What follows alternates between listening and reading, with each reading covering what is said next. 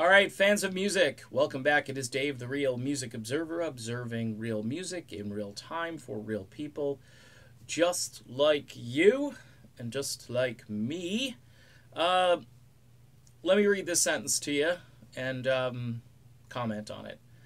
A tribute to the dearly departed from a band that can treat its living like trash. Written in the LA Times about Fleetwood Mac. And focusing again on this, I wish they'd drop this Tom Petty tribute. But here's the thing.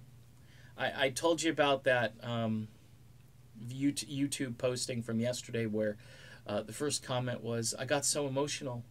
I mean, they're just, look, Stevie Nicks isn't dumb. I mean, I've never accused her of being dumb. I've just said that I wish they wouldn't have fired Lindsey Buckingham, number one. And number two, let Tom Petty rest in peace. But it's been a year since Tom passed? It's not that long. You know, I understand. People Ann Wilson did a whole stinking album about dead guys. Just dead men and women who no longer are on planet Earth, obviously, because they're dead. And, you know, let's do a tribute to all the dead people.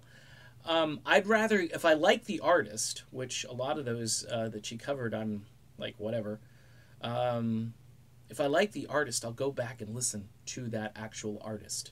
Okay, their music, you know, you hear this cliche all the time is that, well, they left us their music. Yes, they did, and I'll go back and listen to them performing their music. You doing a karaoke version of Free Fallin', I think, is just, what's the appeal is to the people in the building. The people, if you listen to the audio, they're freaking out. They think it's the greatest thing they've ever heard in their life. They're 2 or 3 $15 beers into the show, and they're thinking, this is the greatest music ever. And I'm sitting there going, really? Really? Because it's not.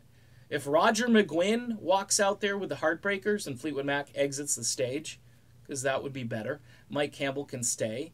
All right, and then they can perform a couple of Petty tunes during an intermission, give Mick Fleetwood a chance to, you know, get ready for his 10-minute drum solo, give Stevie Nicks a much-deserved break. Christine McVie, the poor thing, she's even got to be there with these people. Again, a tribute to the dearly departed from a band that can treat its living like trash. And, of course, it's a reference to Lindsey Buckingham, who's the living, who was treated like trash.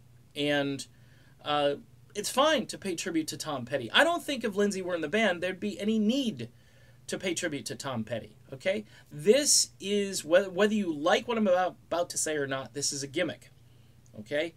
We're basically saying, here comes a crutch. The crutch is, mud crutch. We're going to lean on this Tom Petty thing, okay? Because that's going to evoke emotion. And even if we kind of suck, which they kind of do, folks. I mean, Neil Finn, again, shouldn't be in Fleetwood Mac. I'll say, you know, Mike Campbell is kind of from the same West Coast California sound family, even though the two bands probably don't sound anything alike.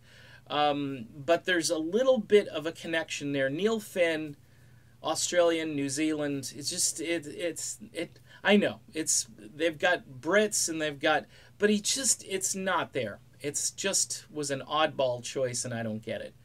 And I'm just coming out and saying this more now because the more I hear Neil Finn sing, I don't think he's a bad guy. I don't think he's got a bad voice. He's just not the right man for this gig.